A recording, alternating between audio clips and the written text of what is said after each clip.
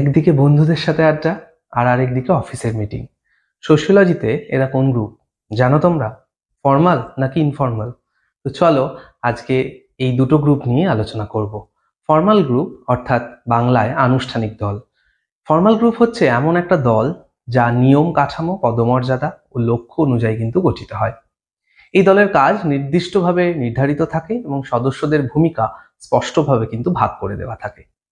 Formal গ্রুপের বিভিন্ন বৈশিষ্ট্য আছে, যেমন এটি সংগঠিত কাঠামো, প্রত্যেকটা সদস্যদের দায়িত্ব পদ একদম স্পষ্টভাবে নির্ধারিত থাকে। এখানে নিয়মবিধি রয়েছে, আচরণের নিয়ম, সিদ্ধান্ত গ্রহণের পদ্ধতি, শৃঙ্খলা থাকে।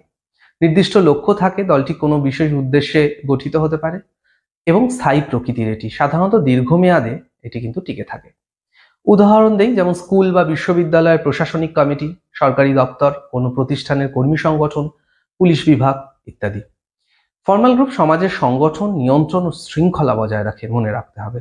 ম্যাক্স ওয়েবার কিন্তু বলছেন যে এটি হলো ব্যুরোক্রেটিক অর্গানাইজেশন, যেখানে এফিসিয়েন্সি এবং র্যাশনালিটি মূল কিন্তু লক্ষ্য। অন্যদিকে ইনফর্মাল গ্রুপ অর্থাৎ অনানুষ্ঠানিক গোষ্ঠী, এটি হলো এমন একটি দল যা স্বাভাবিকভাবেই মানবিক সম্পর্ক, বন্ধুত্ব, অনুভূতি এবং পারস্পরিক আকর্ষণ থেকেই কিন্তু গঠিত হয়। এখানে কোনো নির্দিষ্ট নিয়ম বা কাঠামো নেই। বিভিন্ন বৈশিষ্ট্য আছে ইনফর্মাল গ্রুপেরও, যেমন এর স্বতঃস্ফূর্ত গঠন আছে, কোনো আনুষ্ঠানিক নিয়ম ছাড়াই বন্ধুত্ব বা পারস্পরিক বোঝাপড়ার মাধ্যমে এটি গঠিত হয়। অনুভূতিমূলক সম্পর্ক থাকে, যেমন ভালোবাসা, সহানুভূতি, মানসিক বন্ধন প্রভৃতি। নিয়ম এখানে থাকে না, নিয়মবিহীনতা থাকে, অর্থাৎ কোনো লিখিত নিয়ম বা দায়িত্ব এখানে কিন্তু নেই। এবং এটি অস্থায়ী প্রকৃতির, প্রয়োজনে বা সময়ের সাথে সাথে পরিবর্তনশীল। এটি ছোট পরিসরে গঠিত, সাধারণত ছোট ছোট গোষ্ঠী, ক্ষুদ্র গোষ্ঠী, যেমন বন্ধু বা সহপাঠী দল।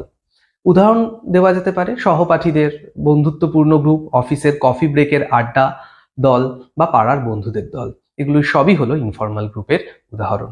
সমাজতাত্ত্বিক ব্যাখ্যায় যদি আসি ইনফর্মাল গ্রুপ, তাহলে সমাজে মানবিক সংযোগ, সহযোগিতা ও একাত্মতার অনুভূতি কিন্তু বাড়ায়। ইমাইল দুর্খার মতে কিন্তু এটি সামাজিক সংহতির অর্থাৎ সোশ্যাল সলিডারিটির একটি গুরুত্বপূর্ণ উৎস।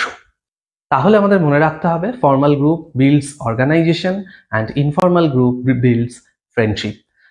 সোশিওলজি পড়তে তোমাদের যদি ভালো লাগে, এমন ভিডিও তোমরা যদি ছোট ছোট আরো চাও, তাহলে অবশ্যই আমার চ্যানেলটাকে কিন্তু ফলো করো।